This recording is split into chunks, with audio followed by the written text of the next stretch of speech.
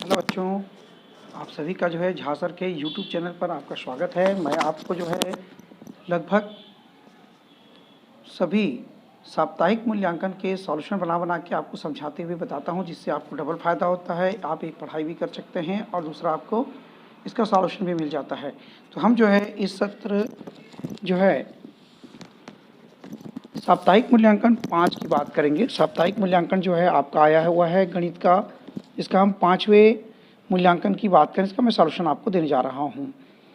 यह जो है हमारे पास जो है त्रिभुजों की समरूपता वाले चैप्टर से लिया गया है। इसमें जितने भी प्रश्न हैं ये स्केलिंग और त्रिभुजों की जो समरूपता है उससे रिलेटेड क्वेश्चंस आपको यहाँ पे मिलेंगे।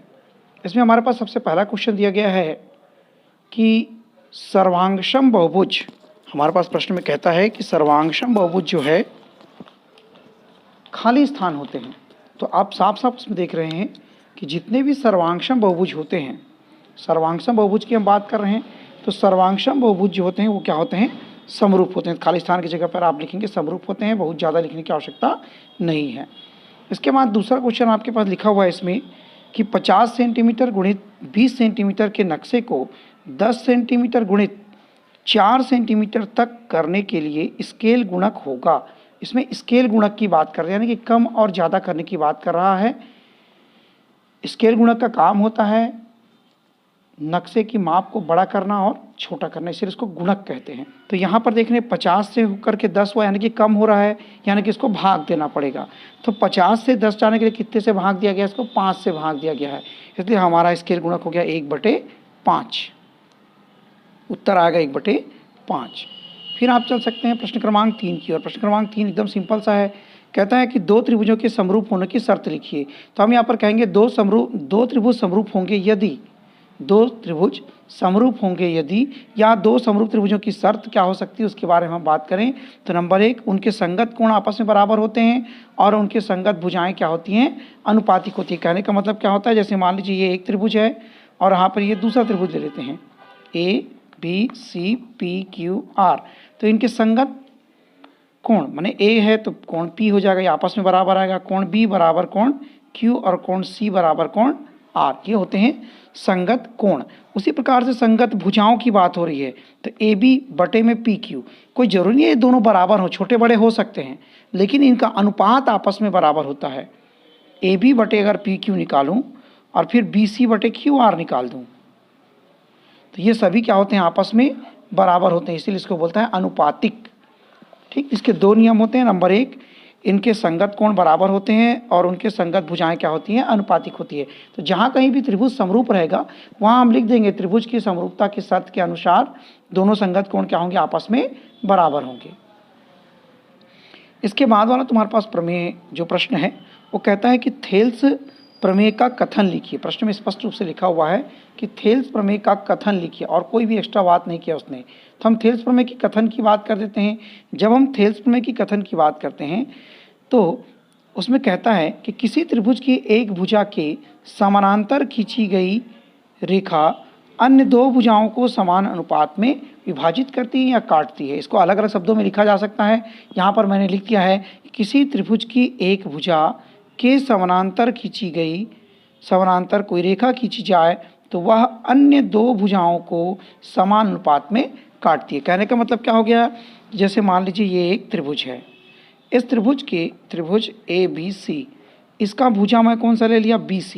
BC के समानांतर मैंने एक रेखा खींचा, ये DE पे AB और AC को काट रही है।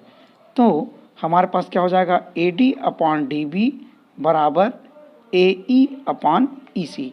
यही तुम्हारे पास वहाँ पे कहता है कि यदि किसी त्रिभुज के एक भुजा के समानांतर रेखा खींची जाए तो वो अन्य दो भुजाओं को समान अनुपात में विभाजित करती है।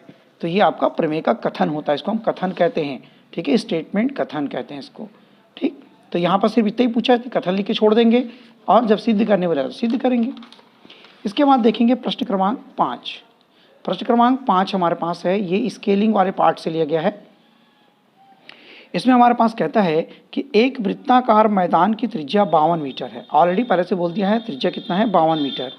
इस मैदान का नक्शा कागज पर बनाइए जिसमें पैमाना 13 मीटर अनुपात 1 सेंटीमीटर हो। तो नक्शे में मैदान की त्रिज्या क्या होगी। देखो, जब आप वीडियो को देखते हैं या किसी पिक्चर को देखते हैं अपने मोबाइल पे, स्मार्टफोन लगभग सभी के पास है, तो इस स्मार्टफोन पे जब आप देखते हैं तो हम पिक्चर को जूम करते हैं या पिक्चर को हम थोड़ा शॉर्ट करते हैं। तो इस प्रकार जब हम जूम करते हैं तो क्या होता है, पूरा पिक्चर बड़ा होता है।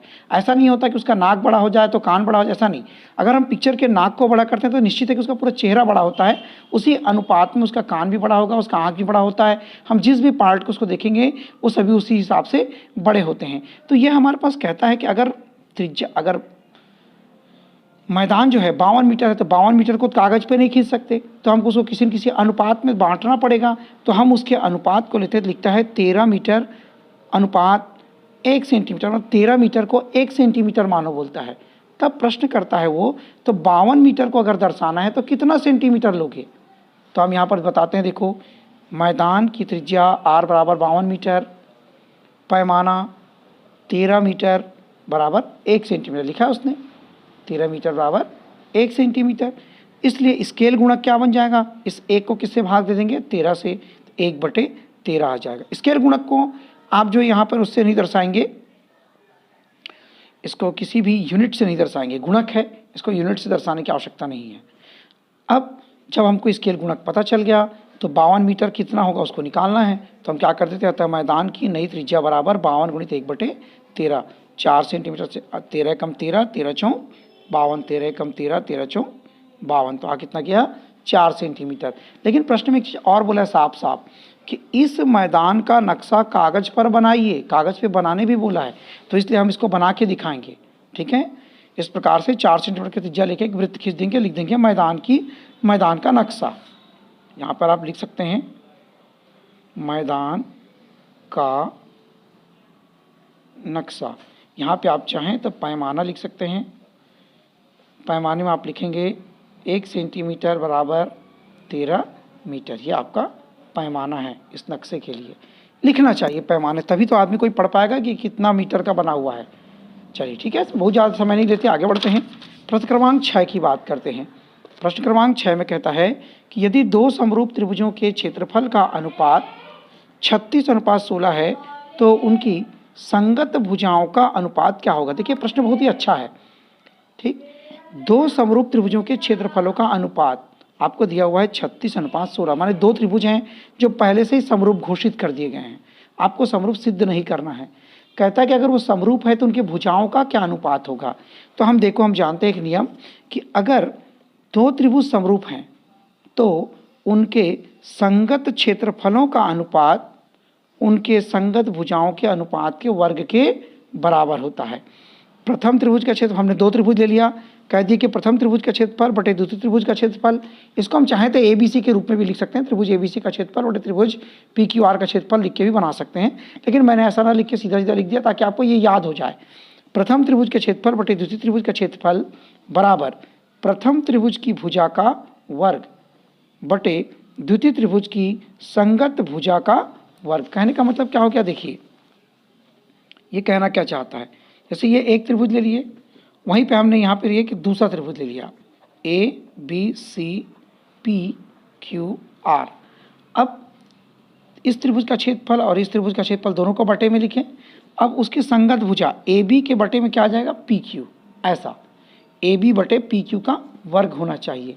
तो हम उस चीज़ को देखेंगे। देखो समरूप त्रिभुज के क्षेत्रफलों का अनुपात पूछेगा तो वर्ग लगाते हैं, और यहीं पे अगर परिमाप पूछता तब, अगर प्रश्न में परिमाप होता तो भुजा में वर्ग नहीं लगाते। ठीक, प्रथम त्रिभुज की भुजा बटे द्वितीय त्रिभुज की भुजा हो जाती।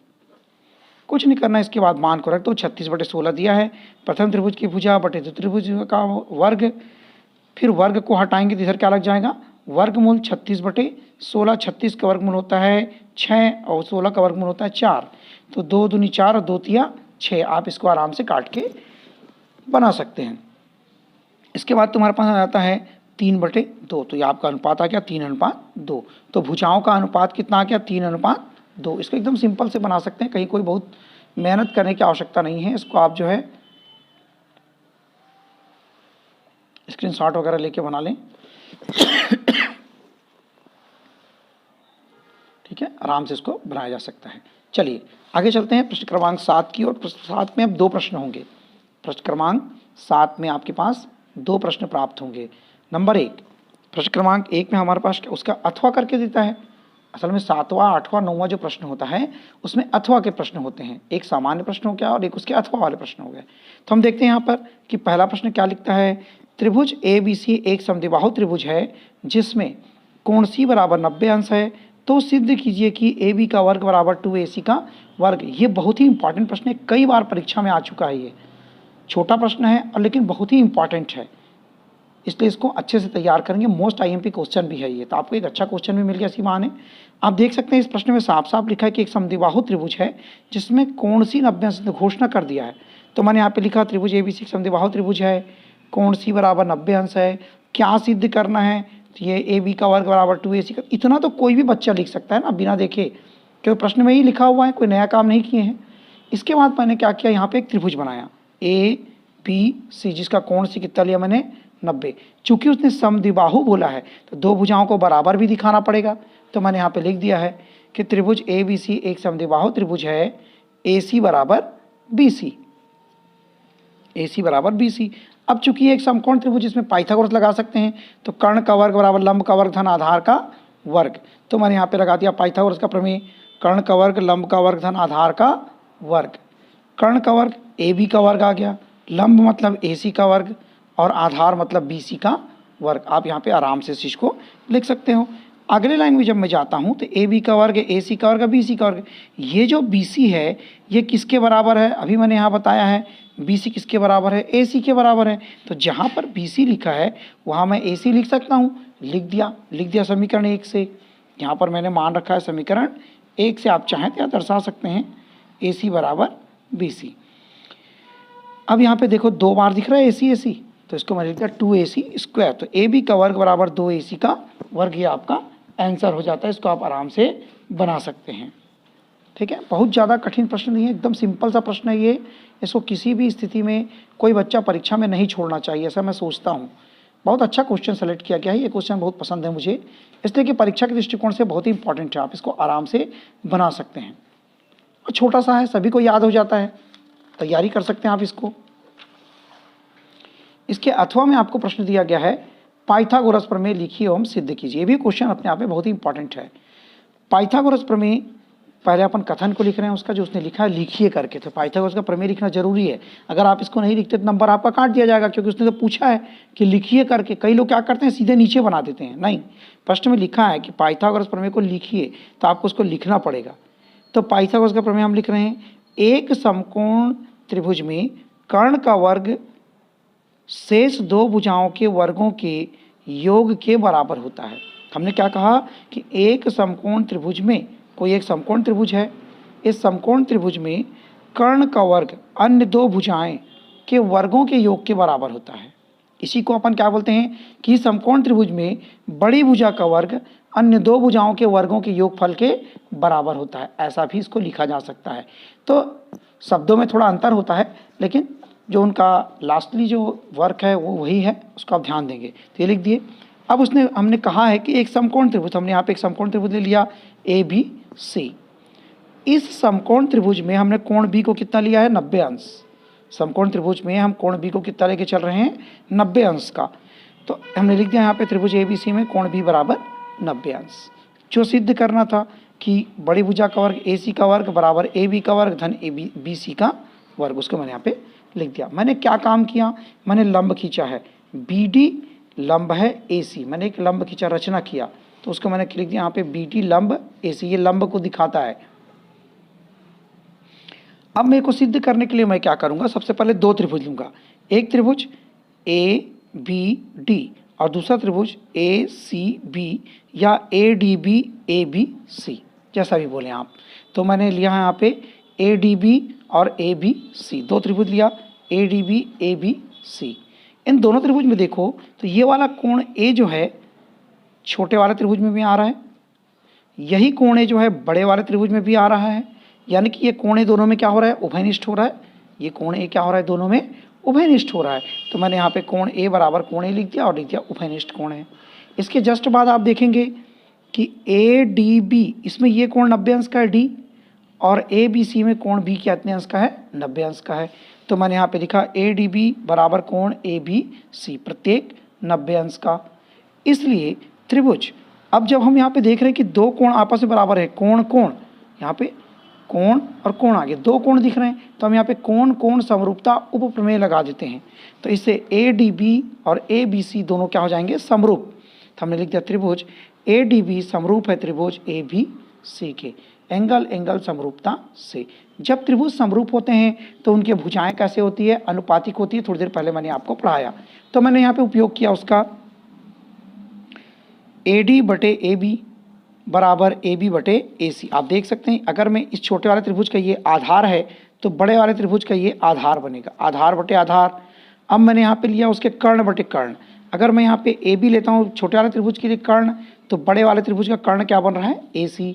तो उसी चीज़ को मैंने यहाँ पे लिख दिया AD/AB और AB/AC।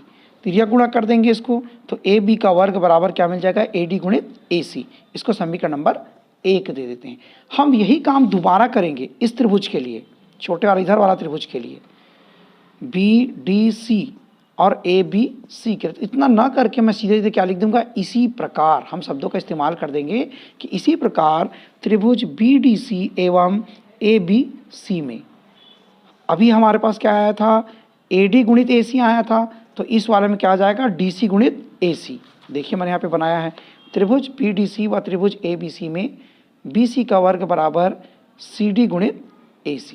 तो इसमें कोई दिक्कत की बात नहीं है। अब समीकरण 1 और 2 को जोड़ दो, समीकरण 1 और 2 को जोड़ दीजिए। लेफ्ट से लेफ्ट को राइट से जोड़ दिया। तो लेफ्ट में AB का वर्ग और BC का वर्ग आ गया, राइट में हमारे पास AD गुणित AC था। आप देख सकते हैं यहाँ पर AD गुणित AC था और उस वाले में क्या आया है, DC गुणित AC। तो मैंने यहाँ पे लिखा, देखो AD गुणित AC और CD गुणित AC। दोनों में से AC को आप कॉमन ले लीजिए, दोनों में से AC को कॉमन ले तो AD धन CD हो जाएगा, AD धन CD। अब आप देख सकते हो आपके चित्र में कि AD और CD को जोड़ेंगे तो पूरा पूरा AC बनेगा, इसलिए मैंने यहाँ पे क्या लिख दिया, यहाँ पर AD धन CD बराबर AC। तो यहाँ पे आ गया AC धन गुणित AC, ये पूरा पूरा क्या बन जाएगा, AC का वर्ग। तो आपको सिद्ध हो गया यहाँ पे AB का वर्ग धन BC का वर्ग बराबर AC का वर्ग। यही आपको सिद्ध करना था, AC का वर्ग बराबर AB का वर्ग धन BC का वर्ग, आपको सिद्ध करना था। आपने यहाँ पे सिद्ध कर दिया। बहुत ही सिंपल सा है, बहुत ज़्यादा कठिन नहीं है, परंतु थोड़ा सा क्या है, वर्क स्पीड को बढ़ा के आपको बनाना होगा।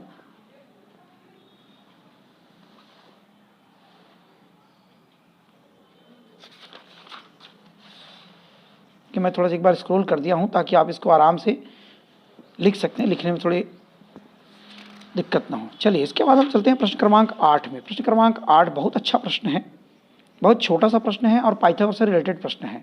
इसमें क्या कहता है, एक सीढ़ी किसी दीवार पर इस प्रकार टिकी है कि निचला सिरा दीवार से 2.5 मीटर की दूरी पर है तथा उसका ऊपरी सिरा भूमि से 6 मीटर की ऊंचाई पर बनी है, एक खिड़की तक पहुंचता है, सीढ़ी की लंबाई क्या होगी। प्रश्न में साफ साफ लिखता है कि कोई एक दीवार है, इस दीवार के ऊपर एक सीढ़ी का ऐसा टिका दिया गया है, तो इस सीढ़ी की लंबाई निकालना है। ये जो अभी सीढ़ी है, पेन रूपी में सीढ़ी रखा हूँ, इस सीढ़ी की आपको लंबाई याद करनी है। तो कोई दिक्कत नहीं, हम मान के चलते, माना ए भी एक दीवार है जिसमें ए उसकी खिड़की है, AC को मैंने सीढ़ी लिख दिया, यहाँ पे सीढ़ी है करके, ये सीढ़ी है, और BC सीढ़ी और दीवार के निचले हिस्से की बीच की दूरी है। तो ये अपने को लिखा हुआ है 2.5 मीटर दिया हुआ है उसमें, और दीवार की ऊंचाई 6 मीटर दिया हुआ है, सीढ़ी की ऊंचाई ज्ञात करने के लिए बोला है। तो हम यहाँ पे पाइथागोरस का प्रमेय लगा देंगे, कर्ण का वर्ग लंब का वर्ग धन आधार का वर्ग, कोई बहुत काम नहीं करना है। तो त्रिभुज ABC में मैंने यहाँ पे पहले लिख दिया, माना AB दीवार है, AC सीढ़ी है, A खिड़की है, वो AB बराबर 6 मीटर, कोण B बराबर 90 अंश है, यहाँ पर BC 2.5 मीटर, AC अपने को ज्ञात करना है। तो त्रिभुज ABC में पाइथागोरस का प्रमेय से, तो कर्ण का वर्ग लंब का वर्ग धन आधार का वर्ग, AC का वर्ग AB का वर्ग और ये BC का वर्ग। मैं थोड़ा फास्ट चल रहा हूँ क्योंकि बहुत बड़ा है इस बार का प्रश्न, और ये आ जाएगा तुम्हारे पास 6 का वर्ग, यहाँ पे 6 रखेंगे, AB का मान, BC का मान 2.5, 6 का वर्ग करेंगे तो 36 और 2.5 का वर्ग करेंगे 6.25, तो ये आपके पास आ जाएगा 12.25। इसका आपको वर्गमूल निकालना पड़ेगा, क्यों, क्योंकि ये किसका मान है, AC के वर्ग का मान है। तो वर्ग को हटाने के लिए क्या करना पड़ता है, वर्गमूल लगा दिए। अब 42.25 का वर्गमूल आप जो है भाग विधि से निकाल लें, इसका मान आएगा 6.5 मीटर। तो इस सीढ़ी की लंबाई कितनी होगी, 6.5 5 मीटर। बहुत ही सिंपल सा था, पाइथागोरस बस लगाना इस प्रश्न में और आपका ये उत्तर आ जाता है।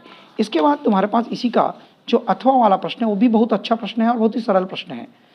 दो समरूप त्रिभुजों में 9 गुणित क्षेत्रफल त्रिभुज ABC और 16 गुणित क्षेत्रफल PQR है, तो AB बटे PQ का मान ज्ञात कीजिए। आप देख सकते हैं प्रश्न में साफ साफ लिखता है कि दो समरूप त्रिभुज, पहले से घोषणा कर दिया उसने कि दो त्रिभुज हैं और दोनों त्रिभुज कैसा है, समरूप है। तो आप देखो, मैंने सबसे पहले एक त्रिभुज लिया ABC और दूसरा त्रिभुज ले लिया PQR, बीच में समरूप का निशान लगा दिया, मैंने S को सुला दिया।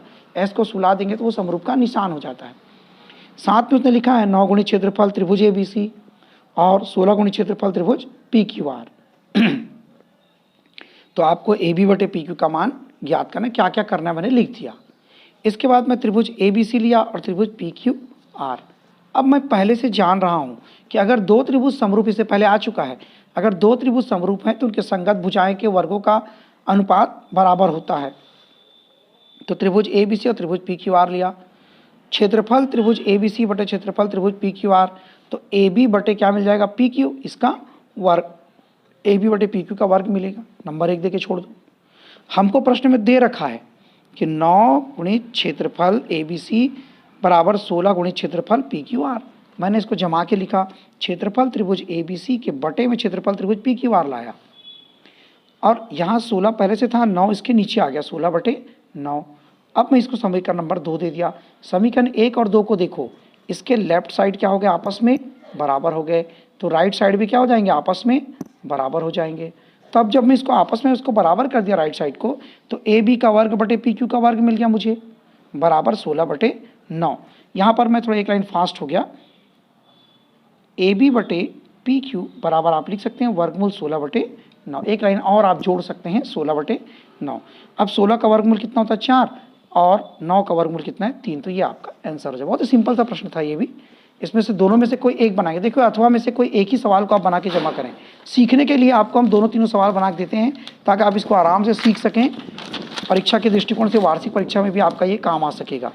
देखिए प्रश्न क्रमांक 9, ये शायद बहुत ही, ये प्रमेय है। ये प्रमेय को सिद्ध करने बोला गया है कि सिद्ध कीजिए कि दो समरूप त्रिभुजों के क्षेत्रफलों का अनुपात उनकी संगत भुजाओं के अनुपात के वर्ग के बराबर होता है। हमारे पास ये प्रश्न दिया हुआ है, तो हम इस प्रश्न को बनाने के लिए हम क्या कर देते हैं, त्रिभुज ABC त्रिभुज PQR, दो त्रिभुज लिए और दोनों त्रिभुज में हमारे पास क्या बोलता है ये कि त्रिभुज दो समरूप त्रिभुज हैं, पहले से बोल रखा है, ध्यान से पढ़ समझते हैं थोड़ा सा।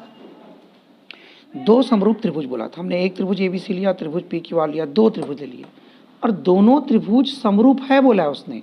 तो मैंने यहाँ पे लिख दिया त्रिभुज ABC समरूप है त्रिभुज PQR।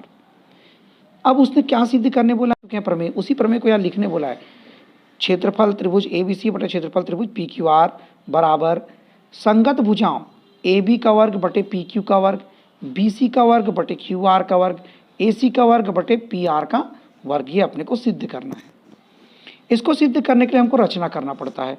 हमने AM लंब BC खींचा और PN लंब QR खींचा। ये लंब खींच देते हैं हम लोग यहाँ पर, AM BC और PN लंब है QR, ये हमने खींचा। अब इसको खींचने के बाद, चूंकि क्षेत्रफल की बात कर रहा है प्रश्न में, इसलिए मैं त्रिभुज में क्षेत्रफल का सूत्र लगा दूंगा। क्षेत्रफल त्रिभुज ABC बटे क्षेत्रफल त्रिभुज PQR। हम जानते हैं कि त्रिभुज के क्षेत्रफल का सूत्र क्या होता है, 1/2 आधार गुणित ऊंचाई। मैं उसका इस्तेमाल करूंगा। त्रिभुज के क्षेत्रफल बराबर 1/2 आधार गुणित ऊंचाई। तो अगर इस त्रिभुज में देखेंगे तो ये आधार और ये क्या बन रही है, ऊंचाई। इस त्रिभुज में देखेंगे तो ये आधार है और ये क्या है, ऊंचाई।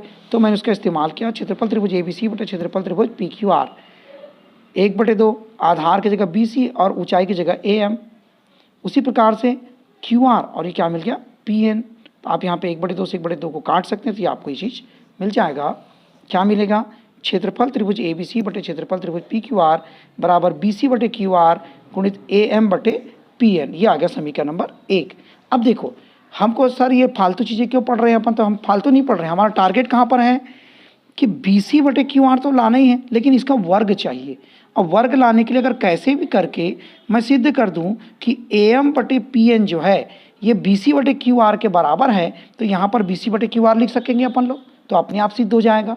तो अब मैं क्या करूँगा, ये जो छोटा वाला त्रिभुज है और ये छोटा वाला त्रिभुज है, दोनों त्रिभुज को मैं समरूप सिद्ध कर दूंगा। तो उसके लिए मैंने क्या किया, देखो ध्यान से, कोण बी किसके बराबर है, कोण क्यू के बराबर है। इसमें 90 अंश एम में बन रहा है, यहाँ पर 90 अंश एन में बन रहा है। तो आप देख सकते हैं एंगल एंगल से दोनों त्रिभुज क्या हो जाएंगे, समरूप। उसी चीज को मैं यहाँ बनाया है। त्रिभुज ए बी एम और त्रिभुज पी क्यू एन में दो त्रिभुज लिया मैंने, दोनों त्रिभुज में इस चीज को मैं सिद्ध कर रहा हूँ। कोण बी बराबर कोण क्यू है और कोण एम बराबर कोण एन, ये दोनों भी संगत भुजा है और ये क्या है, 90 अंश का कोण है। इसलिए त्रिभुज ए बी एम समरूप हो गया त्रिभुज P Q N, angle angle समरूपता से। अब जब त्रिभुज समरूप है तो उनकी संगत भुजाएं कैसी होती हैं, अनुपातिक। तो मैं यहाँ पे लिया ए बी के बटे में पी क्यू और ए एम के बटे में पी एन। जैसा यहाँ पे लेंगे वैसा ही इधर भी लेंगे, या पीछे देख के आप बना सकते हैं। ए बी के बटे में अगर मैंने पी क्यू लिया है तो ए एम के बटे में क्या मिलेगा, पी एन मिलेगा। सीधी सी बात है, संगत की बात हो रही है। ये लिख दिया नंबर 2। अब मेरे को पहले से प्रश्न में बोला है, क्या बोला है कि त्रिभुज ए बी सी समरूप है त्रिभुज पी क्यू आर, दिया हुआ है ऑलरेडी अपने को, तो हम उसका फायदा उठाएंगे। हम जानते हैं कि समरूप त्रिभुज की परिभाषा होती है कि उनके संगत भुजाएं कैसे होती हैं, अनुपाती।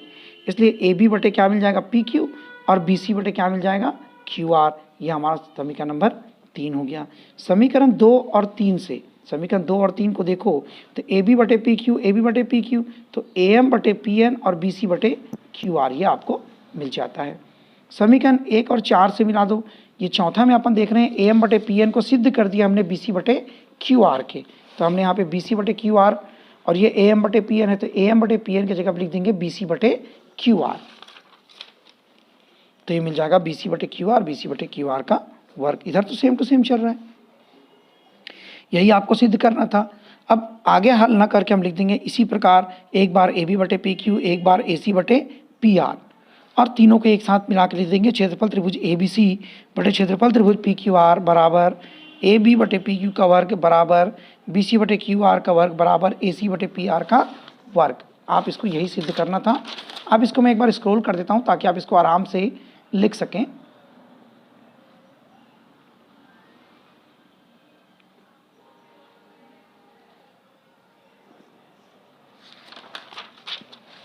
देखिए समय बहुत काफ़ी हो रहा है क्योंकि बड़ी बड़ी क्वेश्चंस हैं आज के, बहुत बड़े बड़े क्वेश्चंस हैं आज।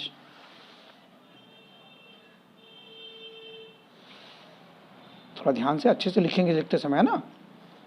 चलिए, इसके बाद तुम्हारे पास एक अच्छा क्वेश्चन दिया हुआ है, बहुत अच्छा क्वेश्चन है ये, बहुत बड़ा भी नहीं है, बहुत अच्छा क्वेश्चन है। इसी के अथवा में है कि एक लड़की जिसकी ऊंचाई 90 सेंटीमीटर है एक लैंप पोस्ट पर 3.6 मीटर ऊंचाई पर लगे बल्ब से 1.2 मीटर प्रति सेकंड की चाल से दूर जा रही है। 4 सेकंड बाद उस लड़की की परछाई की लंबाई ज्ञात कीजिए। पास प्रश्न बहुत छोटा सा प्रश्न है। ए बी एक लैंप पोस्ट है और यहाँ पे हमने सी डी एक लड़की कह दिया है।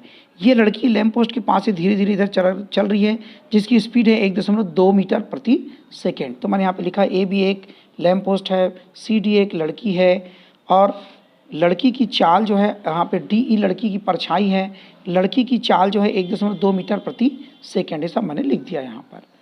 अब जब लड़की 1 सेकेंड में 1.2 मीटर चल रही है तो 4 सेकेंड में कितना जाएगी, तो 4 से मैंने उसको गुना किया, उसी को लिखा यहाँ पर। लड़की की चाल 1.2 मीटर प्रति सेकेंड है, इसलिए 4 सेकेंड में चली गई दूरी, यहाँ पे चली गई दूरी यहाँ से यहाँ तक निकल गया बी डी। ये यहाँ से चलना शुरू की, यहाँ पहुँची 4 सेकेंड में, तो 4 सेकेंड में तय दूरी निकाल लिए 4.8 मीटर, इसको गुना कर दिए। अब यहाँ पर देखो ये कि बड़ा सा त्रिभुज है और ये एक छोटा सा त्रिभुज है। दोनों त्रिभुज को फिर से मैं समरूप सिद्ध करूंगा। तो समरूप सिद्ध करना आप सीख गए। यहाँ देखिए कोण बी ई जो है बड़े वाले त्रिभुज में भी आ रहा है, छोटे वाले त्रिभुज में भी आ रहा है, इसलिए क्या कहलाएगा, ये उभयनिष्ठ कोण। यहीं पर आप देखेंगे तो ये 90 अंश का कोण बन रहा है और ये भी कितने अंश का कोण बन रहा है, 90 अंश का कोण बन रहा है। उसी चीज़ को यहाँ पर लिखे हैं, त्रिभुज ए बी ई और त्रिभुज सी डी ई में कोण बी बराबर कोण डी प्रत्येक 90 अंश, ई बराबर ई उभयनिष्ठ कोण है, इसलिए दोनों त्रिभुज कैसे हो गए, समरूप। जब त्रिभुज समरूप होते हैं तो उनकी संगत भुजाएं कैसी होती है, अनुपातिक होती है। तो मैंने यहाँ पे बड़े वाले त्रिभुज के लिए ए बी बटे में छोटे त्रिभुज का सी डी, तो बड़े त्रिभुज का बी ई तो छोटे त्रिभुज का डी ई, तो मैंने उसी को लिखा ए बी बटे सी डी बराबर बी ई बटे डी ई। जिनके जिनके मान मालूम थे सबको यहाँ पे लिखा। देखो ए बी का मान 3.6 मीटर, लेकिन ये लिखा है 90 सेंटीमीटर। तो 90 सेंटीमीटर को जब बदलेंगे तो 0.9 मीटर में बदलेगा ये। मैंने यहाँ पे इसको मीटर में बदला है, सेंटीमीटर को 9 से 100 से भाग दे दिया तो 0.9 मीटर में बदल गया। इसको त्रिज्या गुणा करके हल करना पड़ेगा। तो जब मैं इसको देखिए, यहाँ से यहाँ तक की दूरी x है और यहाँ तक की 4.8, तो BE पूरा यहाँ से यहाँ तक होगा, इसलिए x धन 4.8 लिखेंगे और DE की जगह पे सिर्फ x लिखेंगे। मैंने यहाँ पे इसको लिखा और त्रिज्या गुणा करके इसको काट दिया। काटने के बाद इसको हल किए। देखो यहाँ पे 90 से 4 को भाग 9 चौक 36 कटा, 4 आ गया यहाँ पे 4/1। त्रिज्या गुणा किया यहाँ से, त्रिज्या गुणा। जब आप इसको त्रिज्या गुणा करते हैं तब 4x हो जाएगा और ये 1 से गुणा करने में कोई फर्क नहीं पड़ा इसको। फिर हम करते हैं पक्षांतर, इस x को इस पार ले जाएंगे। अब हमने क्या किया यहाँ पर, पक्षांतर। जब इसमें पक्षांतर करते हैं तो ये x इस पार जाएगा तो 3x होकर 4.8 आया। 4.8 को आप 3 से भाग दे दिए तो 1.6 मीटर आपका आंसर, ये लड़की की परछाई हो जाती है। देखिए बेटा, थोड़ा प्रश्न जो है बच्चों, थोड़ा प्रश्न जो है थोड़े से बड़े बड़े हैं, तो थोड़ा ध्यान से लिखेंगे और आराम से लिखेंगे, हड़बड़ाएंगे नहीं। बहुत अच्छे अच्छे क्वेश्चंस को सेलेक्ट किया जा रहा है, इसलिए आपका जो साप्ताहिक टेस्ट है उसको सभी को अगर आप एकजाई करके रख लेते हैं तो आप मान के चलिए कि आपके वार्षिक के लिए सारे इंपॉर्टेंट क्वेश्चंस आपके पास आ जाएंगे। इसलिए सभी बच्चे जो है को जितने भी प्रश्न हैं उनको आराम से बनाएं, लाइक और शेयर करें, ठीक है, और ज़रूर सब